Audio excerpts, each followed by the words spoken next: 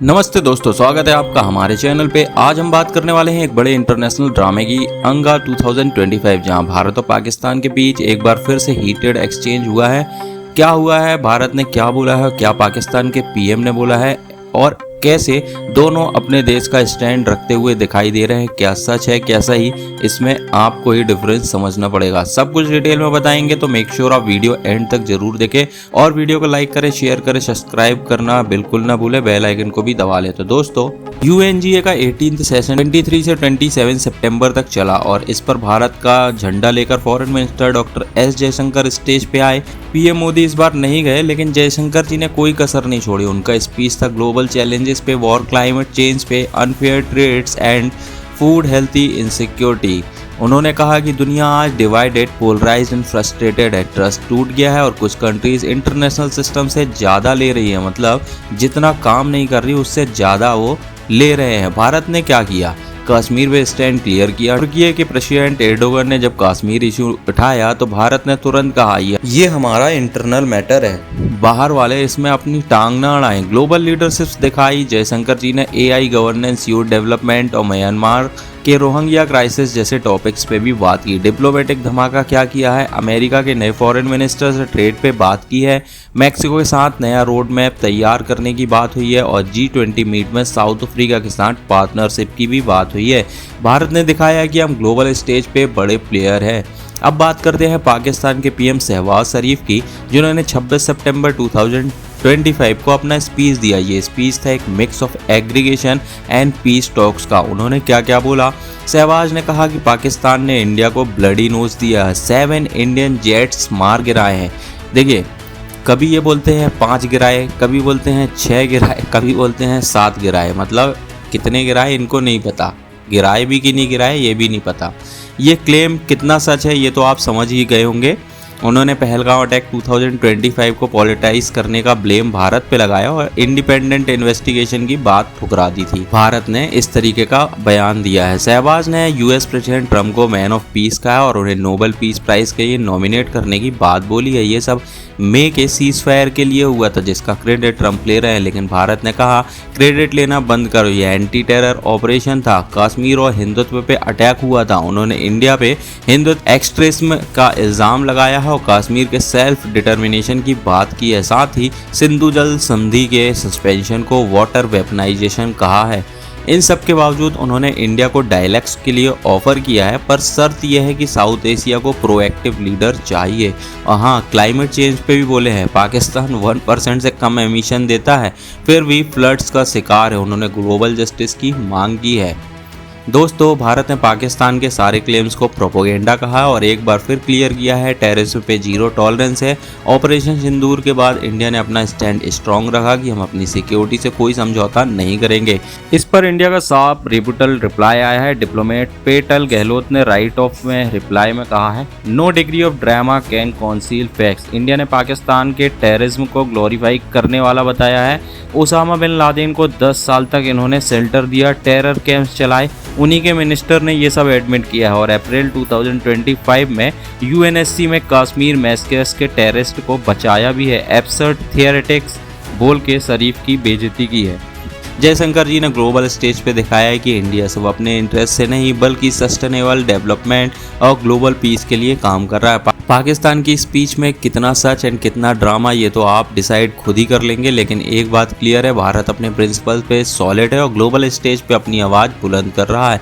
तो दोस्तों, ये था यूएनजीए 2025 का इंडिया पाकिस्तान फेस ऑफ। आपको क्या लगता है, भारत का स्टैंड कितना स्ट्रॉन्ग था और पाकिस्तान के क्लेम्स पे कितना दम? कमेंट बॉक्स में अपनी राय जरूर बताइए और हाँ, वीडियो पसंद आया तो वीडियो को लाइक जरूर करें, चैनल को सब्सक्राइब करके बेल आइकन को दबा के ऑल को जरूर दबा लें। दोस्तों, सेकंड न्यूज़ की बात करेंगे, बांग्लादेश से आ रही है। बांग्लादेश में दुर्गा पूजा का वेट खत्म हो गया है। कल से शुरू होने वाले, अभी तक सिर्फ प्रिपरेशन चल रही थी, पंचमी के बाद से पूजा होती है, जो आज महापंचमी का दिन है। पंडाल्स रेडी हैं, मूर्ति पॉलिश हो गई, लेकिन मेन पूजा जो है ना वो सृष्टि से चालू होती है, मतलब 28 सितंबर से होगी। 33,000 प्लस पंडाल्स ढाका चिट्टागांव में सेट हो गए हैं, लेकिन सिक्योरिटीज़ की बात करें तो 2 लाख पुलिस ऑन ड्यूटी है। अभी तक कोई ऐसा मिसशेप तो नहीं हुआ है, लेकिन टेंशन है जो अटैक हुए थे। एक्चुअली क्या हुआ था, 20 से 26 सितंबर तक 16 डिस्ट्रिक्ट में 18+ हमले हुए हैं।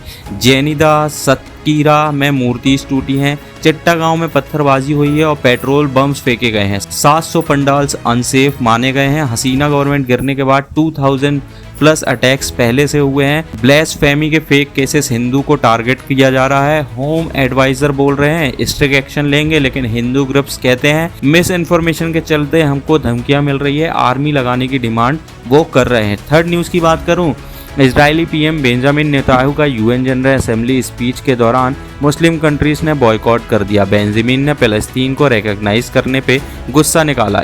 इजराइल के पीएम की यूएन में स्पीच मतलब मुस्लिम देश कभी भी आतंकवादी घटना कर रहे हैं, किसी को भी मार रहे हैं, सब सही है, लेकिन जब दूसरा इनको मारना स्टार्ट करे तो ये रोना स्टार्ट कर देते हैं। ऐसा ही हुआ है यूएन के मंच पर। जब इजराइल के पीएम बेंजामिन नेतान्याहू ने स्पीच देना स्टार्ट किया तो मुस्लिम कंट्रीज का नाटक शुरू हो गया। जब तुम भाग ही जाओगे, उनको सुनोगे ही नहीं, सिर्फ अपनी बात बस रखना चाहोगे, तो बात कैसे खत्म होगी। समझौता अगर करना है तो दोनों को बैठ के बात करना ही पड़ेगा। अब क्या हुआ, नेतान्याहू पोडियम पे आए तो दर्जन्स ऑफ डिप्लोमेट्स जैसे मोस्टली जो थे मुस्लिम नेशंस के, वो वॉकआउट कर गए। हॉल पूरा खाली हो गया। उन्होंने एक मैप दिखाया द कर्स नाम का, जिसमें ईरान के प्रॉक्सीज, हिजबुल्लाह, हुतीस, हमास को हाईलाइट किया गया। मैसेज क्लियर था, ईरान सबका बॉस है मिडिल ईस्ट में। यूके, फ्रांस, कनाडा, ऑस्ट्रेलिया जैसे वेस्टर्न कंट्रीज ने इस वीक पैलेस्टीन स्टेट्स को रिकॉग्नाइज किया है। नेतान्याहू ने इसे मार्क ऑफ सेम बोला, कहा मर्डरिंग जूस पे ऑफ, मतलब हमास के 7 अक्टूबर के अटैक में 1200 इजरायली पीपल्स तक मारे गए थे के बाद भी फ़लस्तीन को रिवॉर्ड क्यों दिया जा रहा है। इजराइल गाजा वॉर में 65,000+ फ़लस्तीन को मार चुका है, हमास के हेल्दी मिनिस्ट्री का डेटा है। पर उनका कहना है कि हम डिफेंड कर रहे हैं, मतलब इजराइल बोल रहा है कि हम सिर्फ डिफेंड कर रहे हैं। उन्होंने ये भी क्लेम किया है कि नेतान्याहू ने बॉर्डर जो गाजा की है उस पर लाउड स्पीकर लगवाए हैं, स्पीच ब्रॉडकास्ट करने के लिए क्लेम किया है। इजरायली हैकर्स ने गाजा लोगों के फ़ोन्स को हैक कर लिया है। मैसेज हॉस्टेज को दिया जा रहा है कि we have not forgotten you, we will bring you home. 48 hostages बाकी हैं, 20 अभी जिंदी है। पर गाजा रेसिडेंट फादी ने बीबीसी को बोला है कि ये सब ह्यूमिलिटीज़ है, बीसाइजिंग सिविलियंस को। बीसीसी सोर्सेस बोलते हैं कोई भी फ़ोन हैक नहीं हुआ है। यूएन ने कहा है इजराइल जेनोसाइड कर रहा है, गाजा में फेमाइन हो गया है, नेतान्याहू बेसलेस है। एड रिस्ट्रिक्ट करने के लिए चार्ज भी डिनाई किया है बेंजामिन ने। ट्रम्प को थैंक्स बोला है Iran Fordow nuclear sites bombing के लिए, कहा हमास अटैक 1911 जैसा है। यूएस इजराइल सेम एनिमीज से लड़ रहे हैं। सीरिया के साथ डी एस्केलेशन क्लोज है। लेबनान को हिजबुल्लाह डिसआर्म्स करने को बोला है, पर घर में क्रिटिज्म हो रहा है। ओपोजिशन लीडर येर लैपेड ने एक्स पे कहा है विपिंग पीएम, डिप्लोमेटिक सुनामी बढ़ा दिया है। येर गोलोन विक्टिमहुड शो कर रहे हैं, चाइल्डिश स्टंट मार रहे हैं। ट्रंप ने बोला है गाजा पे डील हो गई, अब इजराइल को वेस्ट बैंक कब्जा करने से मना करेंगे।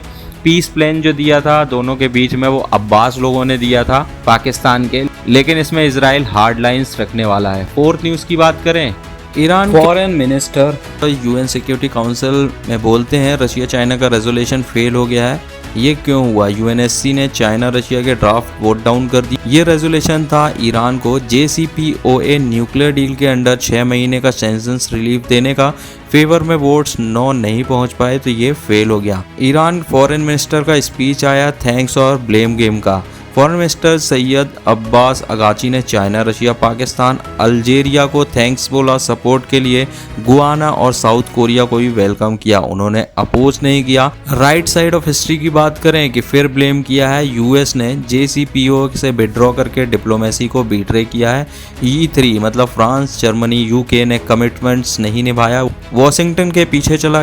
यूएस से टॉक्स डेड एंड ही है। चाइना का स्टैंड है और चाइना के जैन शुआंग बोले हैं फोर्स या मैक्स प्रेशर से ईरान इशू सॉल्व नहीं होता। गाजा कॉन्फ्लिक्ट और मिडिल ईस्ट इनस्टेबिलिटी में अगर ये फेल हुआ तो नया सिक्योरिटी क्राइसिस आ सकता है। यूएस से अपील किया है ईरान के टॉक्स प्रपोजल से पॉजिटिव रिस्पॉन्स दो, मिलिट्री स्ट्राइक्स मत करो। आगे क्या हो सकता है दोस्तों, ये टेंशन और बढ़ सकती है, ईरान और ज़्यादा एग्रेसिव हो सकता है न्यूक्लियर प्रोग्राम में। यूएस एंड E3 प्रेशर बढ़ा सकते हैं, लेकिन रशिया एंड चाइना ब्लॉक करेंगे। फिफ्थ न्यूज़ की बात करूं, यूएस ने अर्जेंटीना को कहा है कि चाइना के साथ करेंसी स्वैप डील खत्म कर दो, तभी हम लोन देंगे। ये डॉलर की ताकत बचाने का खेल है। डील क्या है? अर्जेंटीना और चाइना के बीच 2023 में रिन्यू हुआ करेंसी स्वैप 130 बिलियन युआन मतलब 18 बिलियन यूएसडी का। ये अर्जेंटीना के पैसों की गिरावट से बचाता है। अप्रैल 2025 में $5 बिलियन का हिस्सा और रिन्यू किया गया। सिंपल, दो कंट्रीज करेंसी एक्सचेंज करते हैं ताकि ट्रेड स्टेबल रहे। अब पॉइंट क्या है? यूएस का प्रेशर क्यों आ रहा है? यूएस जनरल असेंबली में न्यूयॉर्क मीटिंग्स के दौरान यूएस ने कहा चाइना से दूर रहो, हम लोन देंगे। रीजन, यूएस को डर है कि युआन जो चाइनीज करेंसी है डॉलर की ग्लोबल बॉस जगह ले सकती है। अर्जेंटीना चाइना से बीफ एक्सपोर्ट्स करता है, चाइना से मशीन्स इंपोर्ट करता है। ये ट्रेड डिकेड्स बहुत ही ज़्यादा पुराने हैं। चाइनीज एक्सपर्ट्स बोलते हैं कि ये यूएस का पॉलिटिकल इंटरफियरेंस है। अर्जेंटीना की एक्स प्रेसिडेंट क्रिस्टीना क्रिस्चर्स ने एक्स पे कहा यूएस लोन से आज रोटी मिलेगी, कल भूख। China Argentina cooperation mutual benefit है, थर्ड पार्टी को इंटरफेयर नहीं करना चाहिए। आगे क्या हो सकता है? अगर अर्जेंटीना मान गया तो चाइना ट्रेड कम हो जाएगा, इकनॉमी भी गिर जाएगी, 2 से 3% जीडीपी हिट होगी। पर अर्जेंटीना शायद रेसिस्ट करेगा क्योंकि चाइना का स्वैप उनकी लाइफ लाइन है। फ्यूचर ये है कि ये यूएस चाइना ट्रेड वॉर का नया फ्रंट बन सकता है, लेकिन लैटिन अमेरिका में डॉलर्स वर्सेस युआन की लड़ाई और बढ़ जाएगी। 6 न्यूज़ की बात करूं, पैलेस्टीन ने ब्रिक्स मेंबरशिप के लिए अप्लाई कर दिया है। चाइना बोल रहा वेलकम लाइक माइंडेड पार्टनर, पर इजराइल का पीएम नेतन्याहू चिल्ला रहा है। ये पैलेस्टीन स्टेट बनाना तो नेशनल सुसाइड जैसा है इजराइल के लिए और सारे वर्ल्ड के लिए। दोस्तों 26 सितंबर 2025 को पैलेस्टीन एम्बेसडर ने रशिया में अब्दुल हफीज नोफल ने रशिया मीडिया को बताया हमने ब्रिक्स ज्वाइन करने के लिए एप्लीकेशन डाल दिया है, लेकिन अभी रिस्पांस नहीं आया है। पैलेस्टीन अभी गेस्ट बनकर पार्टिसिपेट करेगा, फुल मेंबर तब जब कंट्रीज अलाउ करेंगी तब इनको मिलेगा। क्यों अप्लाई किया? क्योंकि रिसेंट वीक में 10+ कंट्रीज ने पैलेस्टीन को स्टेट माना, जैसे यूके, कनाडा, ऑस्ट्रेलिया, पुर्तगाल, फ्रांस, बेल्जियम, लग्जमबर्ग, माल्टा। अब टोटल 157 कंट्रीज यूएन रिकॉग्नाइज करते हैं पैलेस्टीन के सोवरेन स्टेट को। ब्रिक्स आखिर है क्या? आप लोगों को पता है ब्रिक्स रसिया, इंडिया, चाइना, साउथ अफ्रीका, ये सब 2024 में Egypt, Ethiopia, Iran, UAE join हुए थे। 2025 में इंडोनेशिया ज्वाइन हुआ है। ये ग्लोबल साउथ का पावर ब्लॉक है, मल्टीपोलर वर्ल्ड बना रहा है। चाइना के स्पोक पर्सन गुओ जियांगकोन ने कहा है हम वेलकम करते हैं जैसे लाइक माइंडेड पार्टनर्स को जस्ट इंटरनेशनल ऑर्डर के लिए। तो दोस्तों ये थी आज की वेरी इंपॉर्टेंट न्यूज़। अगर न्यूज़ पसंद आई है तो प्लीज़ वीडियो को लाइक करें, चैनल को सब्सक्राइब करें। कल लेकर आएंगे और भी इंटरेस्टिंग न्यूज़। जब तक के लिए खुदा हाफिज़, धन्यवाद, जय हिंद।